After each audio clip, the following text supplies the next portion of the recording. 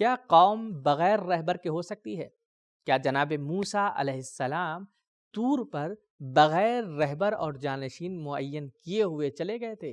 کیا جناب محمد مصطفیٰ صلی اللہ علیہ وآلہ وسلم اپنا جانشین اور خلیفہ معین کیے بغیر اس دنیا سے رخصت ہو گئے؟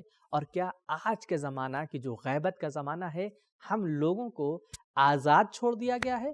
جاننے کی کوشش کریں گے آج کے ایپیسوڈ میں۔ ناظرین اکرام، السلام علیکم۔ تفسیر نور کے اس قرآنی سفر میں آپ تمام قرآنی دوستوں کو ایک مرتبہ پھر سے خوش آمدید عرض کرتے ہیں۔ آج ہم سورہ مبارک اعراف کی ایک آیت کی تفسیر کے ساتھ آپ کے سامنے حاضر ہوئے ہیں، تو چلیے چلتے ہیں آج کی اس آیت کی تفسیر کو جاننے کے لیے اس کی تلاوت اور ترجمے کو سنتے ہیں۔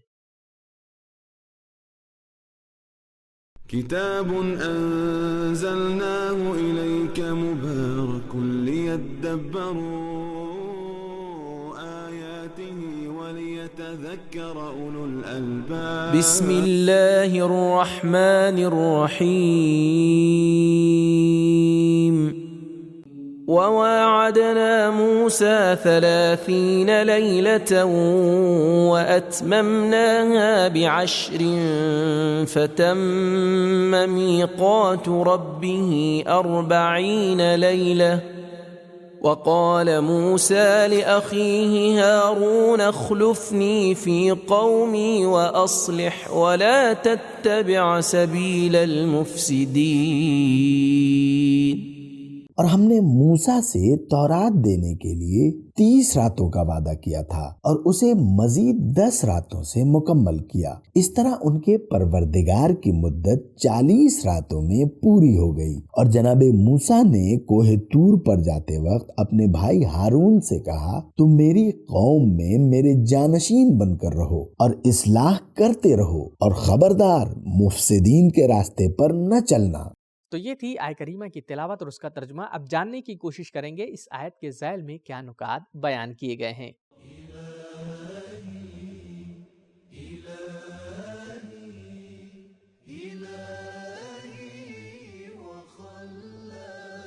نکات۔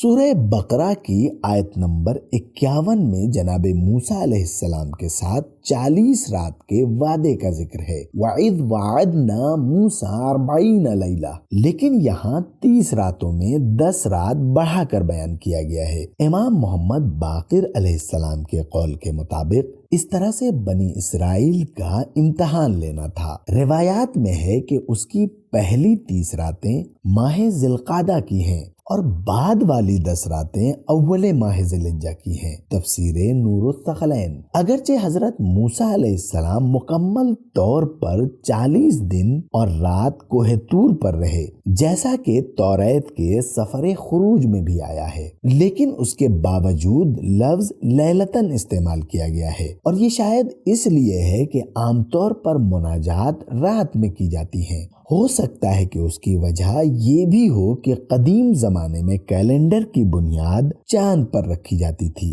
اور چاند رات کو ہی آشکار ہوتا ہے، اسی لیے دنوں کی گنتی کرنے کے لیے بھی رات ہی کو عنوان بنایا جاتا تھا۔ اللہ کے پروگرام میں تبدیلی حکمت کی بنیاد پر ہے۔ جیسے کوئی ڈاکٹر بعض خاص حالات و کیفیات میں بیمار کا نسخہ بدل دیتا ہے اور اس میں کوئی حرج نہیں، لہذا 30 رات میں 10 راتیں اضافہ کرنے سے 40 راتیں پوری کر دی گئیں۔ اللہ تعالیٰ کے بارے میں بدا کے حوالے سے کہا جاتا ہے، اس کے معنی پروگرام کو حالات کے تبدیل ہونے کی بنیاد پر تبدیل کرنا ہے۔ البتہ ان تمام تبدیلیوں کا علم اللہ کے پاس پہلے سے موجود ہے۔ جیسے ڈاکٹر جانتا ہے کہ آپریشن کے 2 دن بعد بیمار کی طبیعت میں تبدیلی ہوگی، اس وقت اسے اس نسخے کے علاوہ دوسری دوائی اور دوسرے نسخے کی ضرورت پیش آئے گی۔ اللہ تعالیٰ کے بارے میں ایسی کسی تبدیلی کے حوالے سے ہرگز یہ نہیں کہا جا سکتا کہ اسے پشیمانی ہو گئی ہے یا ہدف بدل گیا ہے یا کسی نئی بات کا علم ہوا ہے یا کسی کیفیت میں تبدیلی آ گئی ہے۔ ایسی کوئی بھی بات اللہ کے سلسلے میں صحیح نہیں ہے، کیونکہ اس میں جہالت اور محدودیت کے معنی پائے جاتے ہیں جو کہ انسان کا خاصہ ہے۔ اللہ تعالیٰ انسان کی تربیت اور امتحان کی خاطر ان تبدیلیوں کو انجام دیتا ہے۔ 40 یعنی 40 کے عدد میں کچھ راز ہیں۔ آسمانی دین میں اور اسلامی روایات میں اس عدد کی خاص اہمیت ہے۔ چنانچہ ہم پڑھتے ہیں حضرت نوح علیہ السلام کے زمانے میں کافروں پر عذاب کی خاطر 40 دن تک بارش ہوتی رہی۔ 40 سال تک حضرت موسیٰ علیہ السلام کی قوم جنگلوں اور بیابانوں میں در بدر آوارہ پھرتی رہی۔ پیغمبر اکرم صلی اللہ علیہ وآلہ وسلم 40 دن تک جناب خدیجہ سلام اللہ علیہا سے الگ رہے، اعتکاف میں بیٹھے رہے، یہاں تک کہ آسمانی کھانا نازل ہوا جو کہ جناب زہرا سلام اللہ علیہا کی ولادت کی بنیاد بنا۔ رسول خدا صلی اللہ علیہ وآلہ وسلم 40 سال کی عمر میں مبعوث ہوئے۔ 40 سال تک روحانی اور معنوی ترقی کا راستہ ہموار رہتا ہے، اس کے بعد کام مشکل اور حساب سخت ہو جاتا ہے۔ 40 دن اخلاص کے ساتھ عمل کرنے سے انسان کا دل حکمت سے لبریز ہو جاتا ہے اور اس کی زبان سے حکمت کے سرچشمے جاری ہونے لگتے ہیں۔ مشکلات سے آسانی کے لیے اور پریشانیوں کو دور کرنے کے لیے بعض سوروں اور دعاؤں کو 40 مرتبہ پڑھنے کی سفارش کی گئی ہے۔ 40 دن تک اعمال کا قبول نہ ہونا، من جملہ نماز کا قبول نہ ہونا، بعض گناہوں کو بار بار انجام دینے کی وجہ سے ہے۔ اگر کسی کے جنازے پر 40 مومن اس کی نیکی کی گواہی دے دیں تو خداوند عالم اسے بخش دیتا ہے۔ سفینۃ البحار جلد 1 صفحہ 504 اور 505۔ بعض کتابیں عدد 40 کی بنیاد پر لکھی گئی ہیں، جیسے 40 حدیث، تفسیر فرقان و 40 در فرہنگ اسلامی سید رضا تقوی۔ کس طرح مان لیا جائے کہ حضرت موسیٰ علیہ السلام وقتی طور پر غیبت پر جانے کے لیے جانشین مقرر فرمائیں، لیکن خاتم النبیین اپنی ابدی غیبت پر جاتے ہوئے اپنا کوئی جانشین مقرر نہ فرمائیں؟ جبکہ ہم دیکھتے ہیں کہ حضرت علی علیہ السلام کے بارے میں حدیث منزلت میں پیغمبر اکرم صلی اللہ علیہ وآلہ وسلم نے ارشاد فرمایا، انت منی بمنزلت ہارون من موسیٰ، یعنی اے علی تم میرے لیے ایسے ہو جیسے موسیٰ کے لیے ہارون تھے۔ یہ حدیث تواتر کے ساتھ اہل سنت کی معتبر کتابوں میں ذکر ہوئی ہے۔ صحیح بخاری جلد 6 صفحہ 3، صحیح مسلم جلد 4 صفحہ 187، سنن ابن ماجہ جلد 1 صفحہ 42 اور مسند احمد ابن حنبل جلد 1 صفحہ 173، 175، 177، 179، 182۔ ہم سوال یہ کرتے ہیں کہ کیا امام زمانہ اجل اللہ تعالیٰ فرجہ الشریف کے دور میں ان کی غیبت میں لوگوں کو یوں ہی بغیر راہبر کے رہا کر دیا گیا تھا، یا کوئی نظام اور سسٹم ہمیں بتایا گیا ہے؟ قوم موسیٰ کے لیے 2 طرح کا امتحان ہوا۔ ایک حضرت موسیٰ علیہ السلام کا وعدہ گاہ میں 10 دن زیادہ رکنا، اور دوسرا امتحان سامری کا بچڑا تھا۔ اللہ تعالیٰ فرماتا ہے فَإِنَّا قَدْ فَتَنَّا قَوْمَكَ مِن بَعْدِكَ وَأَضَلَّهُمُ السَّامِرِي، سورہ طٰہٰ آیت نمبر 85۔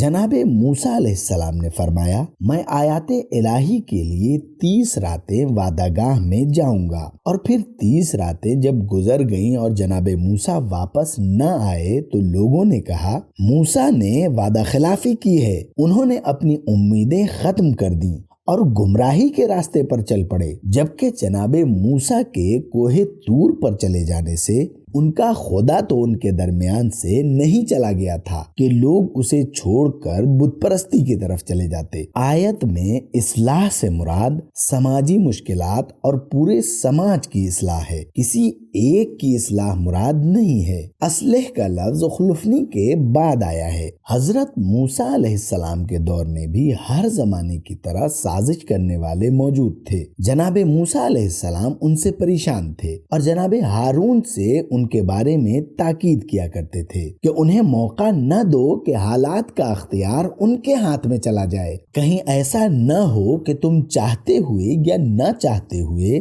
حالات سے مجبور ہو کر ان کے پیچھے چل پڑو۔ تو ہم نے اس آیت کے نکات کو جان لیا ہے، اب کوشش کرتے ہیں اس آیت کے پیغامات کو جاننے کی اور اس پر عمل کرنے کی۔